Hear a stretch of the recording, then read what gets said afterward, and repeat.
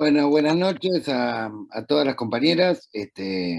Honrado por esta invitación. Voy a tratar de ser lo más sencillo posible para que se entienda, porque un plan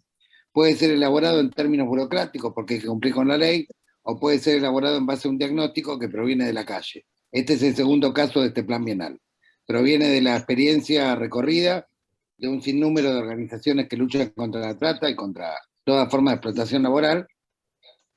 y de la constatación de que había tres problemas importantes que tenía que resolver el Estado, que no los había resuelto, desde que tenemos una ley integral de trata en el 2008, que fue reformada, como ustedes saben, en el 2012.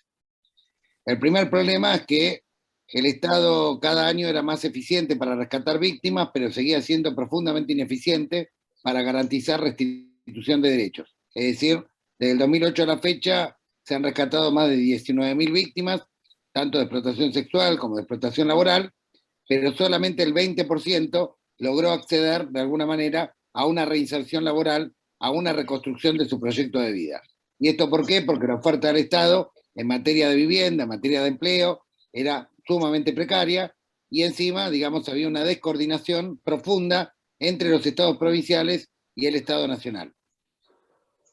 Por lo tanto, uno de los ejes que recorre el plan bienal en lo que tiene que ver con asistencia, tiene que ver con una fuerte política de restitución de derechos, y algo de esto van a tener conocimiento el 30 de julio, el viernes que viene, que es el Día Internacional contra la Trata, y donde se van a anunciar una serie de medidas que están en proceso de ejecución y que forman parte de este plan bienal. Una de ellas tiene que ver con un programa que ya salió por boletín oficial del Ministerio de Trabajo, de capacitación e inclusión laboral, que se organiza en el marco del Seguro de Empleo y Capacitación Profesional, y es exclusivamente para víctimas rescatadas de la trata de personas, preferentemente de trata con fines de explotación sexual, que es lo más dificultoso para poder de alguna manera insertar en el mercado laboral. Básicamente lo que consiste es un plan que va a capacitar en oficios a las víctimas que fueron rescatadas, a sobrevivientes, para usar una palabra más correcta,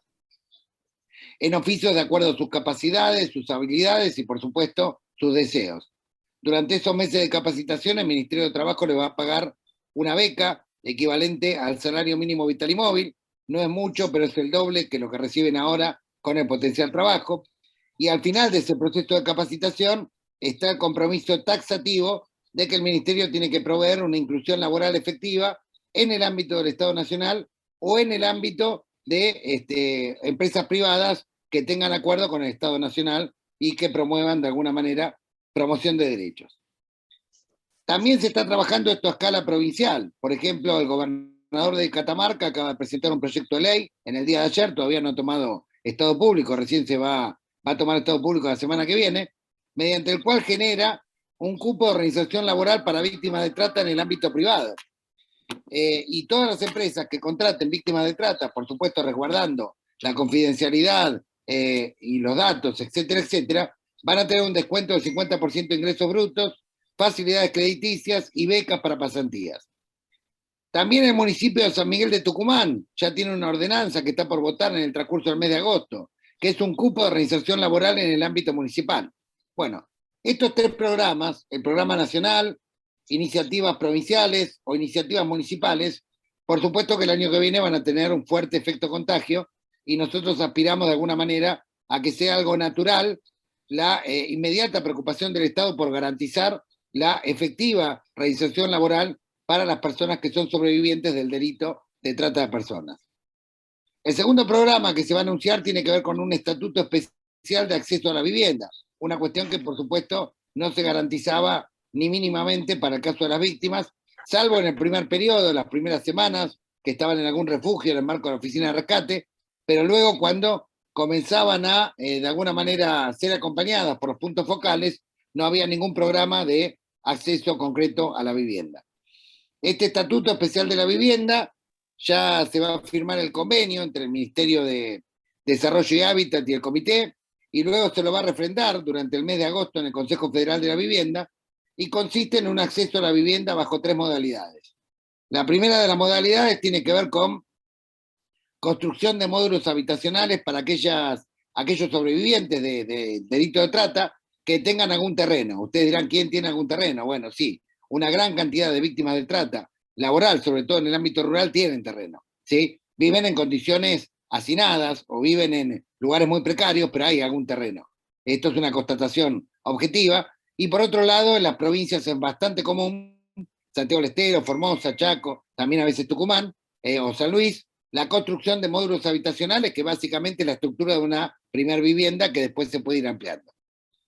La segunda modalidad de acceso a la vivienda tiene que ver con el alquiler social, o sea, favorecer concretamente la posibilidad de alquilar, naturalmente, en los valores de mercado. Y la tercera tiene que ver con reservar, dentro de los cupos de emergencia que tiene cada Instituto Provincial de la Vivienda, una especie de subcupo reservado exclusivamente para víctimas del delito de trata de personas. Con lo cual, con las tres modalidades a las cuales adherirían los institutos de la vivienda provincial, aspiramos concretamente a tratar de garantizar, por un lado, trabajo y por el otro lado, acceso a la vivienda, que son los pilares básicos a través de los cuales se puede empezar a reinsertar concretamente, plenamente, a las personas que sufrieron el delito de trata y empezar a reparar parte de los daños que sufrieron. En tercer lugar, también se va a anunciar un convenio de acompañamiento terapéutico todo el tiempo que sea necesario según el caso de cada víctima puntual. Y esto lo hemos firmado con la Dirección de Salud Mental del Ministerio de Salud de la Nación. También va a ser refrendado por los institutos o secretarías de salud mental de cada provincia. Y esto significa que en la trinchera, junto con los puntos focales, siempre va a haber personal de la Dirección de Salud Mental acompañando el proceso de reinserción laboral, de acceso a la vivienda, de recuperación de derechos por parte de las y los sobrevivientes del delito de trata de personas. Hemos agilizado también algunos programas, por ejemplo, el del potenciar trabajo, que antes se cobraban los premios, ahora en el caso de las personas que son rescatadas de la trata se carga inmediatamente, y además, pero aún así todavía queda un margen de 30, 40 días hasta que se cobra, es un periodo muy crítico, y para ese periodo crítico también se va a anunciar que la Dirección de Ayuda Urgente del Ministerio de Desarrollo Social de la Nación va a disponer del pago de 2 salarios mínimos vitales y móviles, como mínimo, para garantizar esa transición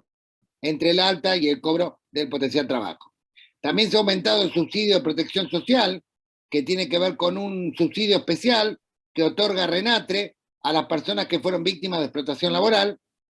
y esto lo han llevado, digamos, a superar un poquitito lo que era el mínimo vital y móvil. Por otra parte, estamos, digamos, en tramitación de poner en pie el fondo fiduciario, que es un fondo, digamos, que administra el Ministerio de Justicia, que surgió por ley. Hay que designar la unidad ejecutora, hay algún problema en el sistema financiero para poder habilitar ese fideicomiso sin fines de lucro, y el objetivo que tendría ese fondo fiduciario es administrar los bienes decomisados de los juicios de trata de personas exclusivamente para la reparación de víctimas. Y hay otra medida, no tan visible, pero mucho más contundente,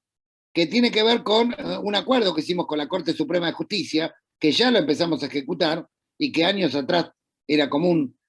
o por lo menos había empezado a ser común ejecutarlo, que es la aplicación taxativa del Código Penal de la incautación a referéndum de la sentencia judicial definitiva de bienes muebles o inmuebles cuando la justicia detecta una situación de trata en flagrancia. ¿Sí? ¿Qué significa esto? Que si se descubre un taller clandestino donde flagrantemente se observa que hay personas que están reducidas a la servidumbre, que fueron objeto de trata con fines de explotación laboral o en un prostíbulo, con personas, mujeres, hombres, niños, niñas, que fueron objeto de explotación sexual, o en el ámbito rural, el juez, el Código Penal, o la jueza, el Código Penal lo habilita, puede secuestrar ese bien y puede reutilizarlo inmediatamente con términos de reparación. Voy a dar 2 ejemplos concretos que han ocurrido hace algunos años.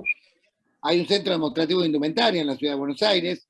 que lo administra el INTI, que pertenece el predio al gobierno de la ciudad de Buenos Aires. El predio se consiguió en la época que gobernaba Jorge Tellerman, y allí fueron a parar un montón de maquinaria que había sido incautada de talleres clandestinos, y se armó un polo textil. Y en ese polo textil trabajan una decena de cooperativas con trabajadores y trabajadoras que salieron de una situación de explotación laboral. Y esto es controlado periódicamente por el INTI, controlado en el terreno. Es decir, el INTI tiene personal técnico que está en el propio centro todos los días tratando de generar una cultura cooperativa, una división inteligente del trabajo, una discusión científica de los precios, y todo lo que tiene que ver de alguna manera con la preparación técnica y cooperativa para que el centro funcione.